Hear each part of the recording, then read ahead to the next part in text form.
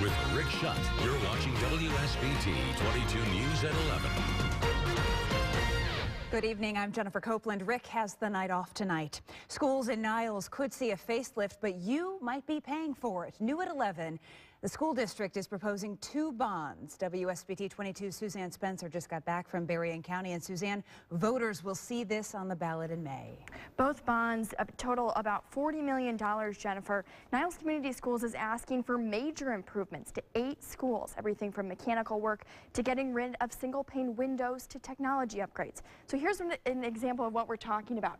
$100,000. If your home has a value of $100,000 in Berrien County, you would pay an additional $144.50 per year, which equals out about $12 per month. Now, under the second bond, again, if your home is valued at $100,000, you'd be looking at about $50 more per year, or about $4 each month.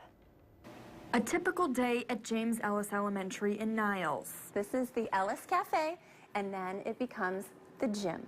30 minutes after kindergarten and first graders eat lunch here, it transforms into a gym. But that's not all. Kids have to trek across the soccer field to get to and from all school assemblies. We have operated with the 2 buildings forever, and so we do make it work.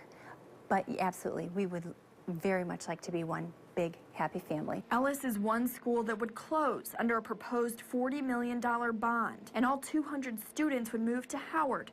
Ellis and Howard are 2 separate buildings, but operate as one school. Just to give you some perspective, teachers are traveling from James Ellis right here all the way over to Howard across the soccer field. A lot of times, they only have 5 minutes to get in between classes. Niles High School is receiving the most amount of money under the 2 bonds, nearly $9.5 million for improvements to bathrooms, mechanical problems, and electrical issues. That's why school officials are hosting public meetings to tell taxpayers why this is so important. It's important because it's our community, and it's how we present ourselves to the rest of the area. How are we going to attract new people if we don't have facilities that look up to date? The bond would get rid of single-pane windows, which are costly to maintain, and building upgrades at all 8 schools. School officials argue a comfortable environment is critical for children so they can learn. The education of our children is the springboard for their future. It is creating the path that they take when they leave us in 12th grade. Tonight was just the first of several public meetings the Niles School District is hosting. Each public meeting will be at a different school all the way up until May. Again, taxpayers in Berrien County will see this on their ballots May 5th.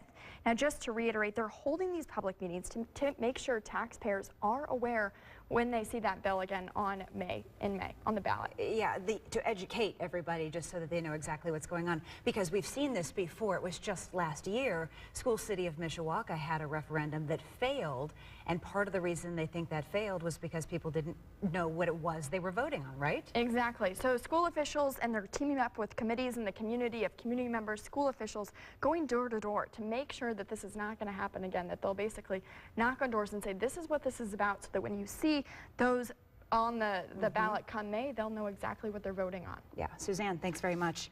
You know, we got a little taste of